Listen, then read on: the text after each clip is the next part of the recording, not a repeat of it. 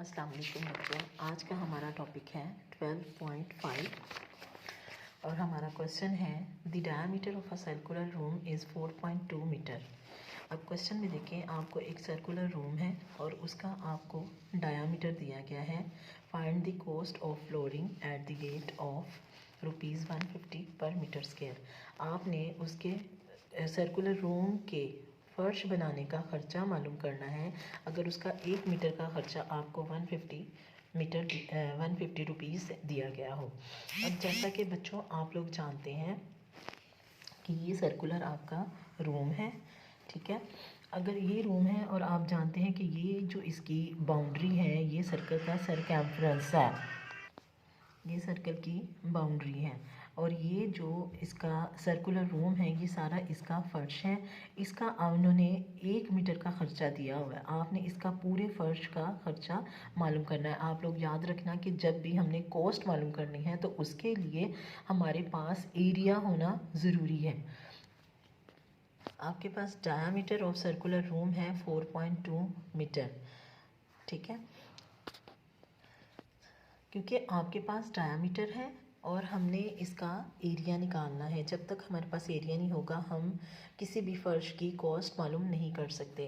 Radius is equal to 4.2/2, क्योंकि radius हमारा होता है हाफ डायामीटर के बराबर। तो जब हमने इसको डिवाइड किया तो हमारे पास रेडियस, अब हमारे पास आ गया रेडियस 2.1 मीटर। अब हमने निकालना है area. Area is equal to pi r square. अब हमने यहाँ पे पाई की वैल्यू लगा दी, ठीक है। रेडियस की जगह हमने रेडियस लगा दिया।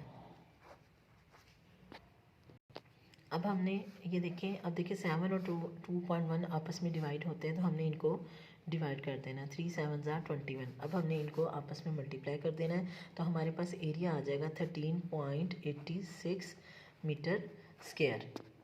अब बच्चों जैसा कि आप जानते हैं कि हमारी कॉस्ट जो है, कॉस्ट किसी भी सर्कुलर शेप हो उसकी कॉस्ट मालूम करने के लिए आपने क्या करना है, सबसे पहले उसका एरिया फाइंड करना है। आपने उसका एरिया फाइंड कर लिया। अब उसका 1 मीटर का कॉस्ट ऑफ 1 मीटर स्क्वायर, इसकी कॉस्ट दी हुई है ₹150। अब आपने इस एरिया पर इसकी कॉस्ट मालूम करनी है 13.86 मीटर पर।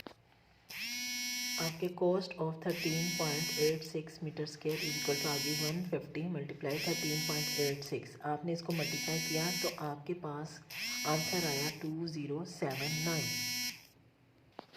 इसी तरह बच्चों आपको क्वेश्चन नंबर 7 दिया गया है। Find the wages of grass cutting of circular park at the rate of 5 metre square, ठीक है।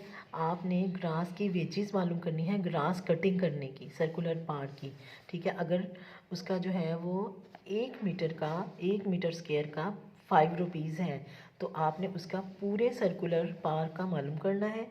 when the radius of the park is 105 metre square. अब यहाँ से आपको अंदाज़ा होता है कि अगर यहाँ भी आपने वेजेस निकालनी है, वेजेस ऑफ ग्रास कटिंग निकालनी है, 1 मीटर स्क्वायर की आपको वेजेस दी गई हैं। आपने पूरे उसकी सर्कुलर पार्क की जो है वो उसकी ग्रास कटिंग की वेजेस मालूम करनी है। तो आपको वेजेस मालूम करने के लिए सबसे पहले क्या चीज़ मालूम होनी चाहिए, आपको एरिया मालूम होना चाहिए। आपको पार्क का रेडियस दिया गया है 105 मीटर।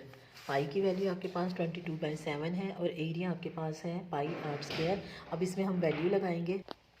हमने एरिया का फार्मूला लगाया पाई आर स्क्वायर, पाई की वैल्यू पुट की और आर स्क्वायर की जगह हमने लगा दिया 105 मीटर और 105 मीटर, ठीक है। इसके बाद हमने देखना है कि 7 और 105 आपस में डिवाइड होते हैं।